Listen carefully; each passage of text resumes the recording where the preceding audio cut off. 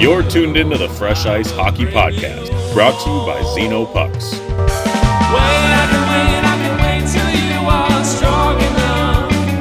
Here are your hosts, Andy and Brian Matusi.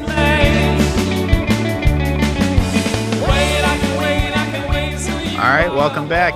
We got quite a bit to talk about today. We've had 8, I would say, for the most part, outstanding playoff series. I would say maybe outside of the New York-Washington series, Andrew. That's been kind of a slaughter fest. I kind of thought, I predicted LA to get swept, and they actually fought back, so we'll talk about them in a little while. But other than that, I feel like the other 7 playoff series really have been pretty incredible thus far. Even though those that are 2-0 are still like really good battles. So let's jump right into it here. I want to start with a tale of 2 Alex Georgievs. Game 1, Colorado goes out and gets their clock cleaned. I know it was a close game by a score, but Georgiev 7 goals against on 20-something shots. I think it was 23. It was pretty bad, and Hellebuck was not great either, and we'll talk about him in a second. But for Colorado, they come back, they play it what I thought was an outstanding game in game 2, and then Georgiev, 2 goals against on 28 shots. He looked like a completely different goalie. So really good on Colorado to kind of jump back into that. Yeah, I gotta say that first game, the Colorado series, I was a little surprised on the Winnipeg side of things, especially the Connor Hellebuck issue. And I mean, on one end of that spectrum, he did face more shots than Georgiev did, but nevertheless, 6 goals is a tough look. It was pretty bad. Now, I don't think most people would have expected that through 2 games, Connor Hellebuck would have allowed 10 goals, but here we are. Yeah. So not only has he allowed 10 goals, Georgiev has only allowed 9. So while neither has been great, Georgiev's actually been the better of the 2 goalies thus far, and now they head back to Colorado tied. So, it's not great. Yeah, and I think it's also worth mentioning too. Granted, Winnipeg has already lost at home, but you'll hear it said a lot. No team is truly in danger until they lose a game at home. So I mean, Colorado still got, as of right now, the chance to make things go in their favor. Yeah, if they have a couple of good games here, they could really flip the script pretty fast and essentially throw mine and Ben Palaco's brackets in the garbage. Mine's pretty on point right now. I do have to say real quick, on the Ben Palaco episode, regarding the Rangers and the Caps series, I came out and said that not only are the Caps going to get swept, which I still stand by, but I also said that they at no point would ever have a lead in any of the games, and that was already put to rest. So while that was kind of a bold take when you said it, I will kind of give you credit that hockey is such a random game, and any bounce can go your way, and all of a sudden you can be in the lead. So while it was a kind of a bold take, I don't think anybody can hold it too far against you for, something that was in some capacity a wild guess. No, I just wanted to come on here and say I was wrong. Here I am, and I'm sure I'll be wrong about a lot these playoffs. So at least you owned it. Yeah, and I always will. Well, we can actually jump and talk about the Rangers and Capitals because you mentioned there's not much to talk about. Yeah, there really isn't. So Rangers are up 2-0. We kind of expected this would be kind of a stomp series. Alex Ovechkin 1 shot on goal through 2 games, and I know that he doesn't have the talent around him that he once had. So I understand it's harder for him to generate chances just by himself. Dylan Strome's played really well this year, but he's not Nick Backstrom. He's not Evgeny Kuznetsov or Prime Kuznetsov. So I understand maybe Ovi's offensive output being dialed back a little bit, but 1 shot on goal through 2 games is rough, and he's had a lot of really good chances. It's just been tough to watch, man. He's missing the net a ton. He's gone. I think he went off the post once in game 2.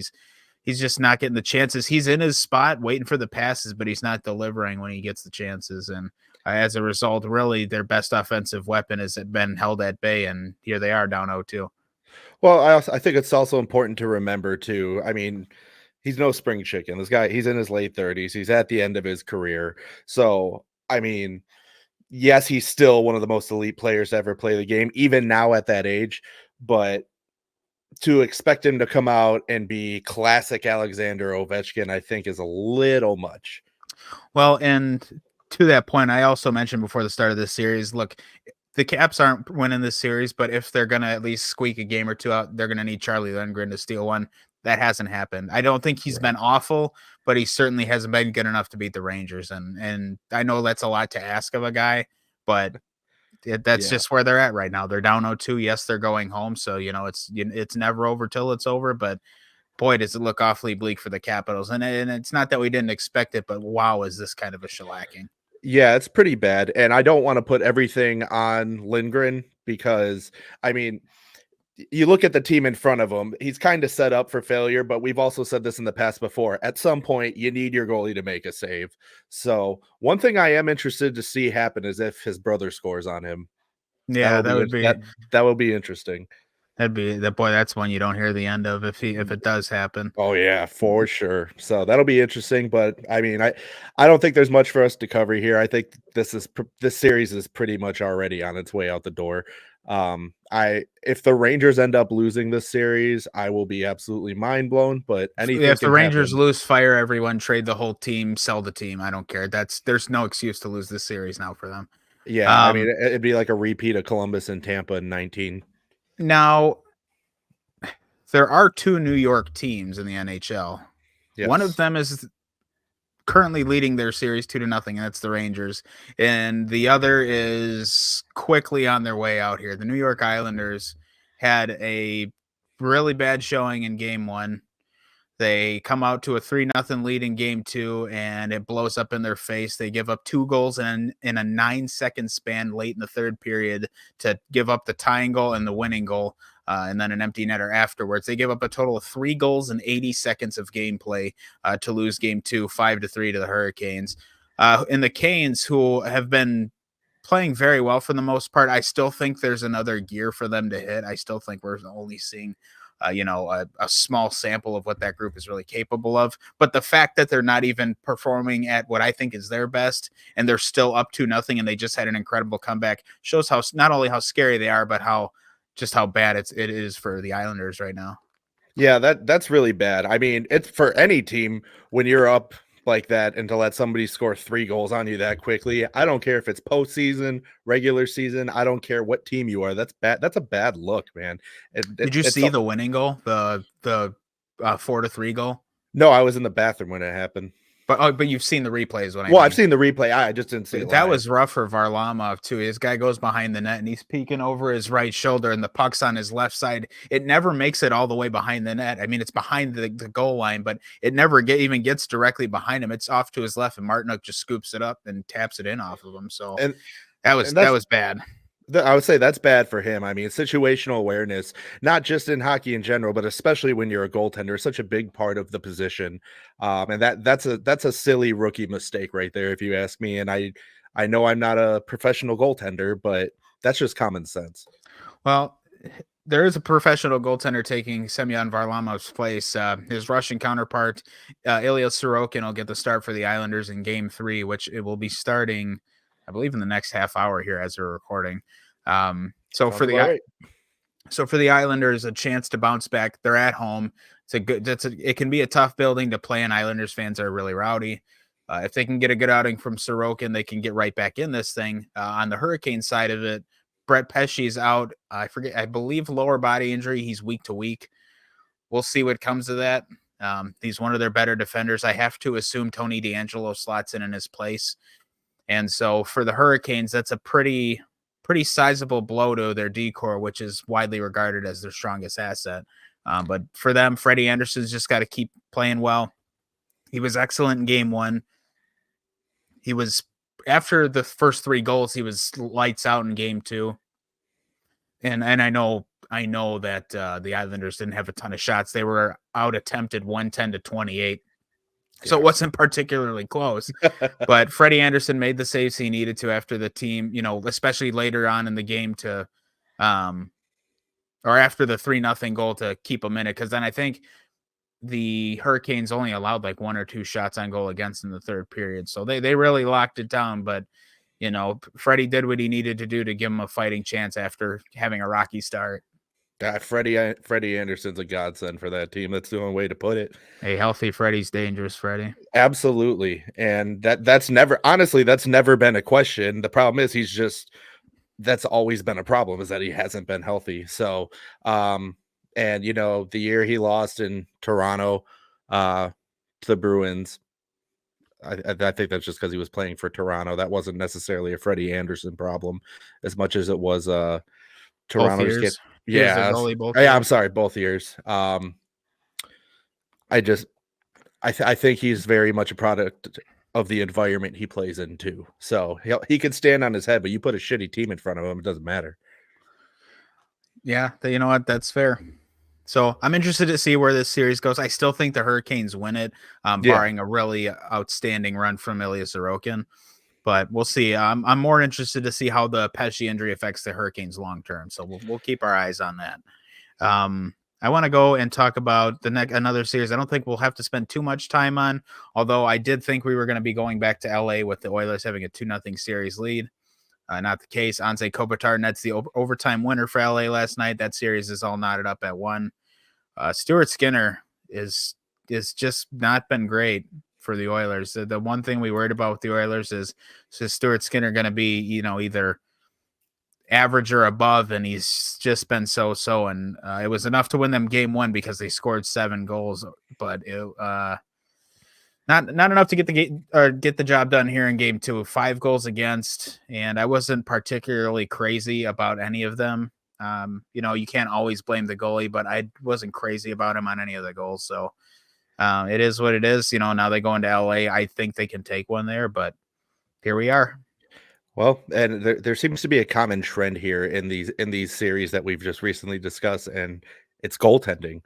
Always is. I mean, and like we always say, that's not the sole thing that's going to make or break your team, but that's a big part of it. You still need the team to perform in front of you, but I have really high expectations for the Oilers in this series. There's no reason, statistically speaking, and looking at everything on paper, that the Oilers shouldn't come away with this series. But like you said, it's all going to depend on Stuart Skinner moving forward. It's also worth mentioning that LA, we've talked about this before, they don't have anything worth sneezing at on their, as far as goaltending goes, on their team either. Yeah, so, I mean, there are some good players in LA, but I certainly wouldn't file the goalies in that category. Hell no. Edmonton's definitely the better team here, regardless of the outcome of this series. Edmonton's the better team. They just need to play like it. Absolutely, yes. So I'd like to say that's going to be LA's only win of the series. I actually think I have Edmonton in 5 for that series, if I remember. I took Edmonton in 4, and I took Edmonton in 4 and New York in 5. I should have done it the other way around. Oh no, I'm stupid. I'm looking at it right now. I had 2 sweeps in the first round, and it was New York over the Capitals and Edmonton over LA. So I'm already wrong there. Here's a series where, and I mentioned this on the last episode, I was hoping I was going to be wrong about, this was the playoff preview episode. I hoped I was going to be wrong about the Predators and the Canucks, and I very well might be wrong now. First of all, Predators, I thought, played pretty good game 2, obviously enough to get them the win. But for Vancouver, Demko's out week to week. That's a huge blow. Before the playoffs started and leading up to it, I mentioned that Demko was going to have to be a rock star for them to really do some damage in the playoffs, and he's likely out for this series. Even if Vancouver wins the series, he may be out long term. That's a huge blow. They're going to go to Nashville now with a tied series. Boy, it's hard to go against Nashville now that Demko is out for Vancouver. I know Vancouver's a very good team, but Pettersson's been invisible so far in this series, and with Demko not playing, the door is wide open for the Predators to walk through and take the series. You and I can attest to this specifically. Nashville's not an arena you want to go play in as a visitor, walking in with the series tied. If you're not walking in there with a series lead, that things can go very badly for you. That place is electric all the time. So it's a dangerous place to have to play. And like I said earlier on, I want the Preds to win this series. I think especially with Demko being out now, there's a damn good shot that happens. I mean, Predators still have to perform to standard, obviously, but I mean that's really helping Nashville out a lot. And it'd be as tough as it is to play in Nashville too. If you're Vancouver, and I know DeSmith wasn't awful, but he wasn't great in game 2. You got to put, if you're one of those forwards on that team, you got to put your head down and go win one for your goalie, man. You got to help him get his groove back and do something, because if you lose game 3 in Nashville, game 4 is going to feel like the weight of the world's on you. Yeah, and I mean, barring an absolute miracle for Vancouver, I got to imagine at home in Nashville, UC Saros is going to stand on his head. So we'll see. We'll see. What's funny is, so we're going to talk about the Stars in the Golden Knights series next. After we did our show on Sunday, I rearranged, I had my backdrop here, and I was like, you know what, I'm just going to leave the Wild jersey because I like it, and I'm going to put up the Vegas jersey. My wife likes Vegas, and I like this jersey a lot. I wish this was still their main jersey, so I was like, I'll just leave them up.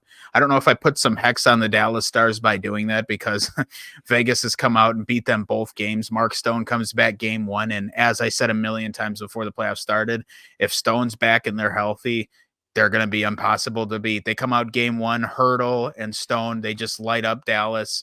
I wasn't crazy about Logan Thompson's game in game 1. I thought every goal he allowed was pretty bad. There was the Suter goal that was disallowed, which is a 5-hole goal. And then the first 2 goals that counted for Dallas were 5-hole goals. And then the third goal they scored in the third period, glove side from the blue line at the wall, was such a weak shot. I couldn't believe it made it by him, but he turned it around completely in game 2. 1 goal against, I believe.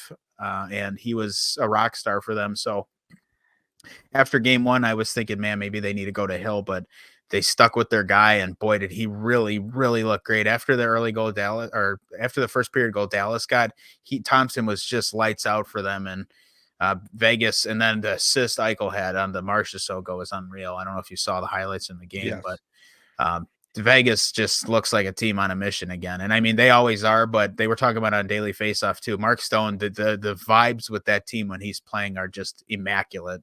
And they're feeling it right now. They walked into the Western Conference leading teams building and beat the snot out of them in 2 games. And now they're going to go back home to one of the loudest arenas in the league in Vegas. And if I'm a Dallas fan, I'm very nervous right now. As a hockey fan, I would like to see this series go 7 games, but as a Wild fan, I hope Dallas doesn't win another. I hope Dallas doesn't score another goal, quite frankly. But, but really, right now, you got a lot of people behind you on that one. And then the same boat, a bunch of people are hoping Vegas loses too, because of all this cheating. And I guess this is a good time to bring this up. Let's go. I know what you're about to say because we talked about it earlier, and I'm glad you're saying it. So this is from Jesse Granger of The Athletic. We hear all this all the time about Vegas and the cap circumvention. For what it's worth, last year during Vegas's Stanley Cup run, they did not ice a team that was over the salary cap. They were salary cap compliant for the playoffs last year. So you can say they cheated and did all this and that, but the reality of the situation is Vegas was not over the cap when they won the cup last year. So shut the fuck up and find something else to complain about, and maybe just tell your GM to help ice a better team, because Vegas played it by the book. Now this year they're like $9 million over the cap with the additions of Hannafin and Hurdle, and I get it, but the reality of the situation is other teams can do it too. Toronto, Colorado, Tampa Bay are all over the cap. I don't hear anybody bitching about them. Now, for what it's worth, Toronto's down in their series, Tampa's down in their series, Colorado just hung on to stay tied in their series. So I mean, I get it, and I get Vegas is in a way better spot, and they're defending Cup champs. So and it's Vegas, and they've been Gary's darlings the whole time they've been in the league. But the reality is, last year they played it by the book. They won the Cup. This year they're over the cap, but you know what? Tampa Bay was 18 million over the cap when they won theirs in the bubble and in 21. So. It is what it is. We've talked about this on multiple episodes. Find something else to fucking complain about, because this is really old. Right. Your team could do this too. I'm not saying it's right, but I'm just saying it's not illegal. So every team has the opportunity to do it. It doesn't. And honestly, even if they're not 9 million over the holy shit salary cap. Thank you. Oh my God. I was about to say cap freeze. That's not even a thing. The salary cap. it doesn't matter. Even if they're not, that's still a team that's a dangerous contender. And with Dallas going down 2-0 in the series to Vegas, just like Nashville. If I'm the visiting team, that is not an arena I want to have to play and being down in the series. So now, to Dallas's credit, I'll say that look, there's a reason they finished top in the conference this season. They're a very good team. They have a very good goalie when he's on. I don't even think Ottinger's really been the problem here. Dallas has just looked a step behind Vegas most of the series. But if Dallas gets their game going, if they can get their speed up the ice, they're very dangerous. I just wonder at this point if it's too little too late. Like if Vegas goes out on Saturday night and wins, I believe the game's Saturday night. If Vegas wins game 3 on Saturday, you can pretty well put this one in the books. But you got to start somewhere if you're Dallas, and kind of like the Canucks, they need to win one for their goalie. I think the Stars are kind of in the same boat. I don't think Ottinger's been terrible. I think the Stars need to go out and help him win a game here. I mean, it's a team sport for a reason. I literally just said it not even 10 minutes ago. Yeah, goaltending's a big part of the game, but you got to help your goalie out too. That's the other thing. Absolutely. So we'll see what happens. I would like to see 7 games of this series because both these teams are so good. But as a fan of one of Dallas's rivals, I would like Dallas to lose these next 2 games and just be done with it so I can laugh. But that's beside the point. What's that? Oh, I was just going to say, and as someone who has no dog in the fight, I just want Dallas to lose because I don't like Dallas. So I just hope everybody has fun. I don't. All right. Well, you know who else is not having fun right now? Toronto. The Toronto Maple Leafs, and specifically the fans of the Toronto Maple Leafs. Oh, yeah. Let's talk about this. Let's just hit the ground running with this. Look, Toronto had a fantastic outing in game 2 to get the series tied. They come back into Toronto. They've been playing very well, but there's that play in the second period where Bertuzzi gets tripped and it's not called, and and shortly thereafter the Bruins tie up the game and then they take the lead on the power play early in the third. I understand 1,000,000% where Toronto fans are coming from on the missed call. There was on both sides, there was some really bad missed calls yesterday. Yeah. I told my wife if I were a fan, if it were a Wild game, I would have been throwing the TV out the window. But the reality is it happens in the playoffs. I know the timing sucked. I know it was blatant. I mean, it was at center ice in the view of both referees and nobody called it. It was horrible. Yes. And so I get that, but the response the Leafs had was awful. They just had no gas. They let that suck the life out of the building. It sucked the life out of the team. Their response was piss poor, and the Bruins jumped all over it. DeBrusk comes out, and gets that nice power play goal early in the third.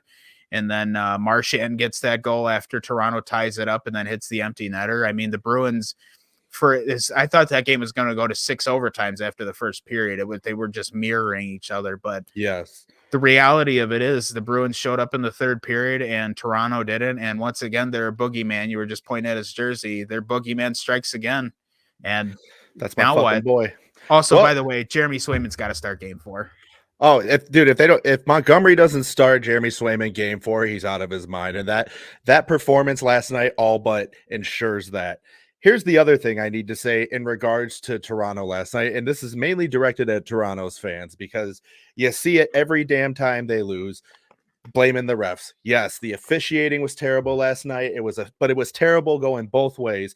And it's worth mentioning, Toronto was 0 for 5 on the power play last night. You don't go 0 for 5 on a power play for a game and expect to win that game. And if you don't believe me, you can ask the Florida Panthers from 2 years ago in that series against Tampa, where they didn't score a single I think they had 1 power play goal the whole series. So no, you can't blame the refs. It's no secret that NHL officiating is terrible. We talk about it. ESPN talks about it. Somebody has to hold these referees accountable. I got it. But at no point did that cost the Leafs the game last night, especially not only was Toronto 0 for 5, they had 5 power play opportunities. The Bruins only had 3 power play opportunities. So the Bruins had more penalties called against them, and Toronto still couldn't make it happen. So you can blame the refs all you want. Bottom line is your team didn't perform the way they needed to get the win. And as Brian said, Marchand got under Bertuzzi's skin, which in turn got under the entire Leafs organization and the fans' skin. And that's the last thing you want. And you know he's going to do it. You've got to be smarter than that. more concerning to me than all of that, because I mean they had a piss poor third period. They were just rough. More concerning to me than all of that, because you can shake that off, burn the game tape, and you can come back game 4 with a fresh cleared mind. Mitch Marner was fucking horrible last night. He's been really much maligned this whole series. I was so happy for him when he got the assist on the opening goal for Toronto. It's a really slick pass. I thought he got the monkey off his back. I'm like, all right, this might be a really competitive series now. Maybe Marner will get his groove back. After that play, I lost count of how many mistakes he made. He had pucks jumping over his stick, passes he missed, turnovers. There was so many pucks that flew right by him when he was in line to pick him up. It seemed like every pass he made, he flubbed. Didn't generate a ton of offense himself. He was just really rough. And at some point, I know he's making a ton of money. That guy can't be playing second line minutes if he's playing like that. And I know they're already out in Nylander, but dude, it's brutal. I mean, you can't baby him. Look, the reality is that Matthews' production stayed the same and arguably got better without Marner. Marner's has fallen off a cliff without Matthews.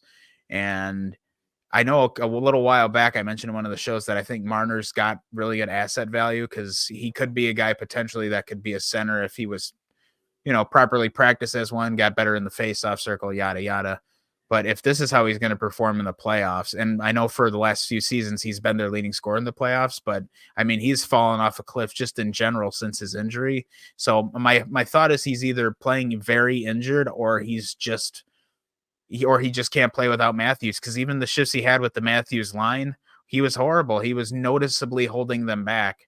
And I wasn't crazy about Matthews' game either last night. It felt like he was not skating at full speed. I don't know what the hell that's all about, but if I'm a Leafs fan, my biggest concern is, yes, the power play and the fact that Marner is just unusable right now. He just is. And it's not to be mean. It's just reality. He's a hindrance he's a liability on the ice.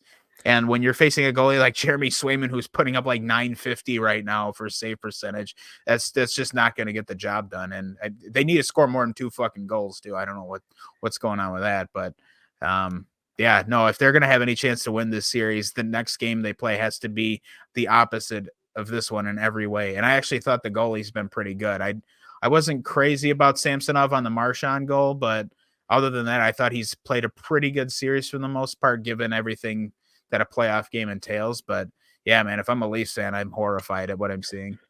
Well, I have a couple things to add to that. First of all, the Nylander thing. Nylander's out. They posted, I saw a post today. He's been dealing with a really bad migraine that they think is concussion related. So you need to prepare, expect him to be out for a while. You just need to plan ahead without him. And if he comes back, great. But don't sit here expecting or saying, oh, if we could just hold out till he gets back. No, lose that mentality right now. That's all I want to say about that. Austin Matthews, I don't know what it is. He scored 69 goals in the regular season. Outstanding. That doesn't mean jack shit in the playoffs. Well, but he had a great game the other night. He had 3 points. He had 6 hits. I mean, right. But that you can't only have one good game when you're a player like Austin Matthews. The whole fucking team was bad, though. The entire Leafs team was bad, though. I mean, nobody was good.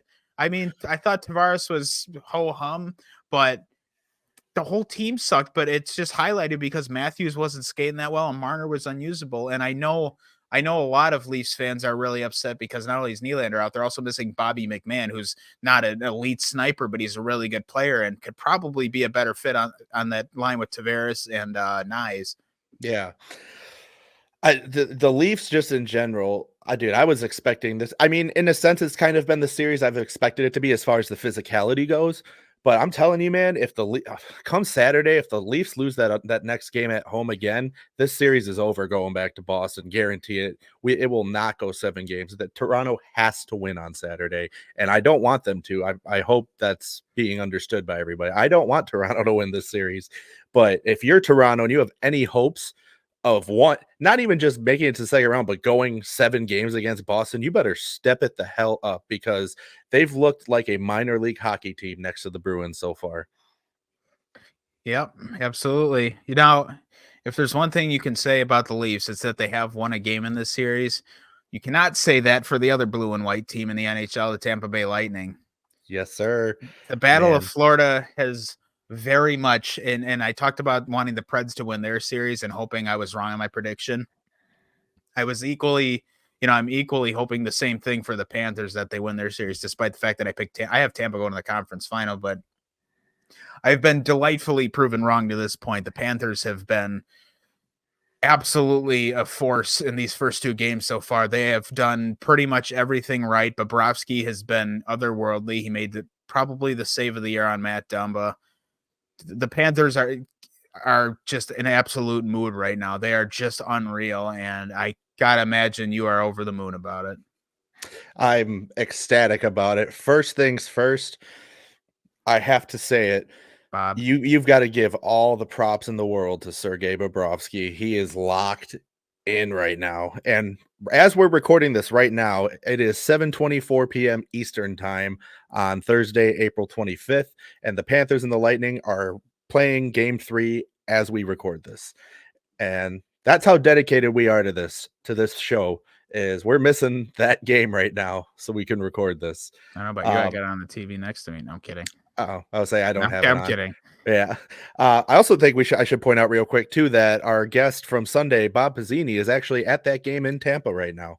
Oh, no kidding. Yeah, he posted about it earlier today. So Bob, when you get a chance to listen to this, for those of you that don't know, Bob's been listening to our show since day one too. So that's another really cool thing. But Bob, when you listen to this, I hope you had a good time at the game. I don't know who you're actually rooting for, but I hope the Panthers. But it better be the Panthers. Yeah. Yes, it better be the Panthers. But anyway, I digress. That the Panthers have looked amazing in this series, and Tampa hasn't been anything to sneeze at by any stretch either. Like, it's not like, how do I put this? I don't want to say they're walking all over Tampa because they're not, but they're very noticeably the better team. They're a step ahead for sure. 100%. Yes, absolutely. I mean, everybody's locked in. I mean, they don't have Lomberg playing tonight, which sucks. The injury that happened to Sam Bennett the other night, they didn't disclose it. They just said an upper body injury, but I have a feeling he broke his wrist, and I'm not. Yeah, boy, you saw where he took that shot. I got to imagine they don't see him for quite a while. Yeah, I mean, you knew it was bad right after it happened when they showed him going down the tunnel and he spiked his equipment. Right then and there, even he knew it was bad. So that sucks. But defensively, they've looked great. I think the fact that we were able to, I say we because I'm a fan, but the fact that they were able to have Ekblad and Oliver Ekman-Larsson back for the start of the series, I think has played out well for them. But the key piece to this team right now, I don't care what anybody else said, is Sergei Bobrovsky. And if he stays the way he has these first two games, this is going to be a rather quick series for Tampa. I'd have to agree. The thing I'm interested to see now, Gus Forsling got a little dinged up in the last game. It doesn't seem like it was to any extreme extent, but in the playoffs, even if it was, if he came back to play, the coach ain't gonna say jack shit. So right, I'm interested to see how injured he really is, because he is a stalwart for them on defense. He really is one of their best defensive players. I would probably say he is their best defensive player. But Bobrovsky's got to stay the course here. He really has to. I mean, Tampa, he's been this good, and Tampa has still kind of been in. I know on the ice, Florida's been ahead of them, but I mean, they have been in every game. So he's got to stay elite here because they're counting on him. And so far, he hasn't let them down. I'm not saying that he's showing signs of faltering here, but I just, for his sake, I want it to keep going well, because so far it's been great. And it's been a lot of fun to watch. Well, we got to mention the save of the decade he had the other night, too, in game 2. And I saw so many people saying, oh, he got lucky, stuck his arm out. No, he didn't. He saw that from start to finish. He himself said he just guessed on where it was. Well, they interviewed him after the game, and he said he stuck his arm out because he didn't know where the puck was, or he knew where it was, but he stuck it out. He goes, it was just a desperation save. But he knew it was coming, is what I'm getting at. Because you can see when you watch the replay of it, you can see he's looking back over his right shoulder, but his momentum's carrying him around to the left from the way his legs are swinging. And so he did all he could was just stick his arm out and say a prayer, and it worked. But he knew it was coming, and he knew where it was coming from. It was just a matter of he didn't know where it was going to go. Boy, that couldn't have happened to anybody else but Matt Dumba, by the way. Holy shit, that was hilarious. I immediately thought of you, too, right when that happened. I was like, listen, Everybody said the same thing too. He had to be thinking that's the best walk-in he'll ever have in his life. Yes. And boy, was it not. Well, and it was funny too, because when my wife and I were watching it, right as that net opened up, I out loud went, fuck, because I thought for sure that was a guaranteed Yeah, that goal. looked like a gimme. Wow. I didn't even yell when Bob made the save because I couldn't get any noise out. I was just blown away by that save. So, and that was literally the game saver. Oh my God, yeah. No, it definitely. And again, that's why I'm like, Bob needs to keep being good, because he makes that save and great, they win the game. If he doesn't, we're probably talking a completely different game. Now, again, Panthers pull it out in overtime. Carter Verhaeghe, fantastic overtime winner. That was great. But we'll just have to see what happens in game 3 here. You know, for the Panthers fans' sake, hopefully they pull it off. If you're a Tampa fan, you're just hoping you got to grab at least one at home, and you preferably want game 3, so that way it's not as daunting a task going forward. Right. And go ahead. Go ahead. No, we're moving on after this, so say what you need. I just wanted to say the Panthers still have this isn't a cakewalk for the Panthers the rest of the way. The Panthers are going into Tampa Bay now. Yeah, that's not an easy barn to play in either. Yeah, that's a tough place to play, and that's why these playoffs, this first round is so insane, because everybody, with the exception of Washington, is pretty damn good. So, and LA, but anyway, I digress. Before we go on to our next subject I had planned for the show, this afternoon it was announced that legendary broadcaster Bob Cole passed away at the age of 90. Canadian hockey fans will very much remember Bob Cole, as he was a fixture in Canadian households for decades, covering Hockey Night in Canada games. He was called a lot of great moments in Leaf history back in the old days when they were still good, or decent. Bob Cole was just a phenomenal announcer. Called a ton of games on CBC, a ton of games on Sportsnet, and he'll definitely be missed. He's definitely on the Mount Rushmore of hockey broadcasters. So sad to see him go, but he did live a nice long life. Yeah, he some of the most iconic calls of all time. And but I mean, he lived a good long life. 90 years that's a hell of a run, man. And he had a hell of a career, and people are going to be talking about him for ages to come. So yeah, he will be missed, but hell of a career. That's right. So let's move on now. I wanted to just mention that I didn't want to forget it, because that it's a pretty important. He's a pretty important fixture in hockey history. So yeah, the outpouring of support, or outpouring of love on social media has really been great to watch. Let's talk now. I want to do 2 things here, and I'm going to kind of put you on the spot for one of them. The first one is the tough look of the season. We kind of talked about, and we're going to talk regular season here. We'll do a tough look at the playoffs at the end of the playoffs as well. Tough look of the season and tough look of the week are brought to you by Lighting's Property Management out of Kenosha, Wisconsin. For all your landscaping, lawn care, and snow removal needs, give Lighting's a call. They do it all. Andrew? Except answer the phone. No, I'm just kidding. Yeah, that's only when you call, because they're tired of your shit. What's your tough look of the season, Andrew? Dude, I'm sorry, and people might say, "Oh, how original." I don't care. It's got to be the Detroit Red Wings. How are you going to have a lighting segment and then dunk on the Red Wings like that? I've been talking to them. Trust me. I talk to one of them almost every single day, and they're on the same page. So, I mean, there's no reason they shouldn't be in these playoffs right now. They screwed themselves. What was that? Was that 10 games they lost, or was it 7? 7. It was 7, It was when Larkin got injured, and then that's right. Yes. So that's the only reason they're not my tough look of the season, is because, like, I know it was a horrible stretch, but you miss your captain. It can throw off momentum, and I know the timing sucked and all that, but I just couldn't kick them while they were down. And I shouldn't say it's their whole season that made them my tough look. It's just the way it ended for them is the tough look. And I don't want to put the blame completely on them, even though it's their fault. But I mean, it just is what it is. I had high hopes for them, probably about a month and a half ago. I was like, oh boy, this might be the year they get back in. And then here we are. So that's my tough look. I'm not ragging on them, because they're a great organization and they got Stevie Y at the helm. And that's something to plan. Yeah, I was going to say that's something to be scared of if you're other teams. So there's good times coming for Wings fans. My tough look of the season is the San Jose Sharks. It's easy to pick on a team that finishes in last place, but the Sharks not only had a historically bad season, I was actually not going to make them my tough look of the season until yesterday when they made the genius decision to fire David Quinn as their head coach. Look, first of all, Mike Greer brings this guy in. They're college buddies. I think they were at Boston University together, something like that. You bring this guy in with a terrible roster. I know the team was like historically bad. It was like one of the worst seasons in NHL history. I know they got blown out in a ton of games, but you gave him this terrible roster and expected great results. I'm not saying he was a perfect coach, but firing him after a season of being at the helm of this, I think is a little shitty. And so the Sharks kind of earned that one. And there's a bright future ahead for the Sharks. They're starting to recruit some talent. There's a very good chance they can end up with the number 1 pick and get Celebrini at the draft. How the fuck are you going to fire your coach after this mess? Yeah, that's just a kick in the balls. I mean, and coaching wasn't even the issue there. That's the problem.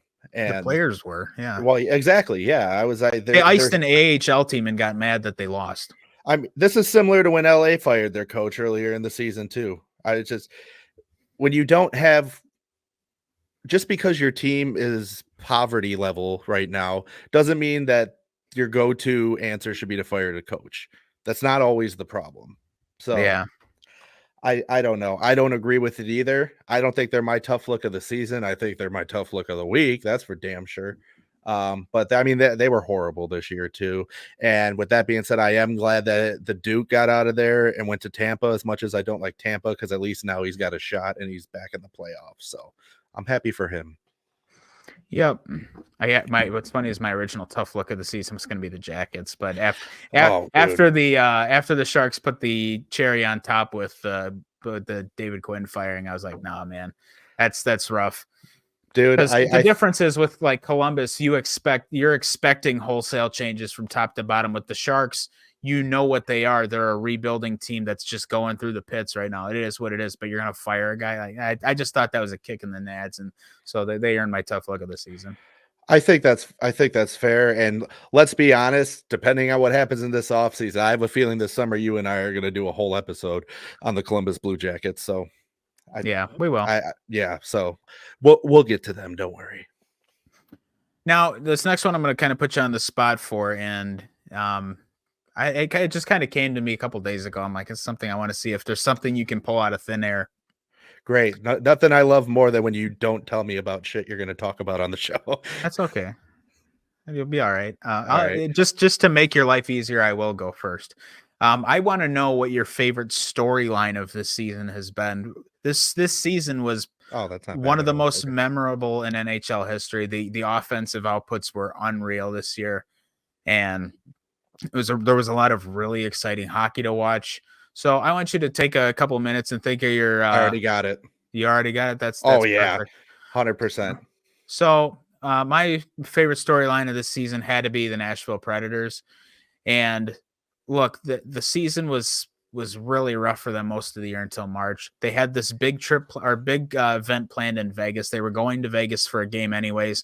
They were going to take the players and the team staff to go see a U2 concert at the Sphere. They were coming off of a 7-2 loss to the Dallas Stars right before that. The team said, you know what? We're not playing well. We shouldn't be rewarding bad play. They canceled the U2 concert, so nobody got to go. The players didn't get to go. The team staff didn't get to go. Nobody. The Nashville Predators responded by going on an 18-game point streak. They ripped their way up the standings. They got themselves into the top wild card spot. And I mean, literally they had clinched, well before the season ended. I mean, they just went on an unreal run. The team's been vibing the whole time. We were at one of the games during that streak. Yes. And it was a ton of fun. We got to see Cody Glass get that hat trick. It was just a really electric game. But for me, that has to be my favorite storyline. They just absolutely kicked it into another gear. I don't know how that was the thing that got them going, but it even if it wasn't the direct thing that got them going, there's some level of coincidence with the fact that that's where their season turned around. So it was really fun to watch them, and now they're in the playoffs, and now they're in a prime position to potentially make a run. I think that's a great choice you made. And I back you up on it. That's not my favorite one of the season. But I think that's a great choice. And yes, it was incredible that we got to see them in person while they were on that run. That was a great game. That's only the second hat trick I've seen at an NHL game in person. The first one being Mike Hoffman at the Panthers season opener of 2018, 2019, I believe it was. Or 2019, 2020, one of those two. It's irrelevant. But yeah, the Predators, props to them. They've looked great ever since. And I think that was just the perfect kick in the ass they needed. It was just a firm but gentle, hey, figure this shit out, or this is what it's going to look like from here on out. And it worked. Here we are. And they've got a chance to do some real damage here moving forward. So I'm excited for it. Mine is the Coyotes leaving Arizona. No, although that's definitely in my top 3 for sure. I'll put that one at number 2, but mine is actually a tale of something that didn't quite happen. And that is Austin Matthews not scoring 70 goals. No, don't be a curmudgeon. Oh, that's the lamest shit I've ever heard in my life. Oh, no. That's what we're doing here. And it just has to do with my vendetta against the Leafs. Oh, God. Typical Bruins fan. Yeah. Sorry, I'm not sorry. Yeah. He's no Mark Savard, I'll tell you that much. No. All right. In all seriousness, though, I have to say it would be Connor McDavid scoring 100 assists. I know Kucherov did it too. McDavid did it first, and McDavid just continues to cement his legacy in the NHL with that. I know there wasn't like a huge build-up storyline to it. It wasn't super dramatic. And honestly, nobody was really surprised by it. I just think it's fucking awesome that he did it. He was the first person since Wayne Gretzky to do it 30 years ago. That's incredible. So that's my favorite storyline of the year. That's a headline, we'll call it, not story, because there wasn't really much build-up to it. So we'll call it a headline. Fair enough. So all right, I like it. Well, we'll see you guys on Sunday unless you got anything else. We got some playoff hockey to watch here, and by the time we get to Sunday, there's a chance that some of these series might already be over. Yes. But before we go, there is one thing we have to do that we have not done yet. What's that? We have people that make this show possible that we have to talk about. Oh yeah, goodness gracious. Yeah. And I would be remiss if I didn't bring up Xenopucks. And speaking of Xenopucks, I am trying to get, I'm not going to mention his name yet, but you know who I'm talking about. I'm trying to get him on the show. Long story short, he is the co-founder of Xenopucks. I'm not going to put his name out there yet. Feel free to look him up if you'd like, but I'm trying to get him on the show. He had mentioned wanting to be on it, both of us, when we first took them on as a sponsor. So working on that. That'll be a real good show, especially because they're both Panthers fans. But anyway, Fresh Ice is brought to you by Xenopucks. You've got to know everything there is to know after hearing us talk about them for several months now. But just in case, they make a top-tier off-ice practice puck meant for use on almost any off-ice surface, whether it's the floors in your house, carpet, hardwood tile, or if you want to take it outside on the grass, the dirt, concrete, asphalt, whatever you can think of. I will bet money that this slides beautifully on it. It's not made of rubber like your regular hockey puck. However, it's the same weight and size as a regulation hockey puck, and it'll fly off the pipe like a real hockey puck. So use caution when you're using this. Don't use it for a game because it does not feel good to get hit by it. And I'm speaking from experience here. Other than that, head over to xenopucks.com right now. Check out their merch selection. Get yourself one of these pretty cool practice pucks. Even if you're not a hockey player, just check them out, man. It's great organization, great people over there. And Brian's going to tell you about our other sponsor that ties in perfectly with Xenopucks. That's right. If you're practicing off the ice, you want a puck that's going to work well off the ice, but you don't want your stick to be sacrificed just to get some practice time in. So you can go check out our friends at the Hockey Wraparound. They're going to get you all kind of special equipment. They're going to get you equipment drying racks. They got tape for your sticks. And of course, their premier product is their Hockey Blade Wraparound. It's going to protect the blade of your stick and your tape job from getting all hacked up on the concrete or asphalt or, Ma's basement or wherever you might be practicing off ice at. Go check them out. HockeyWraparound.com/fresh ice. You can use the code FreshIcePod. You'll get 15% off your order. That's code FreshIcePod. Again, get you 15% off your order. Before we go here, Andrew, the Panthers just scored a little bit ago to make it 1-0. That was a Matthew Tkachuk goal from Lundell and Verhaeghe at 10:39. So good start for the Panthers in that game, and that's one of those series that could be wrapped up. Talk to you guys next. So we'll see. We'll see you then.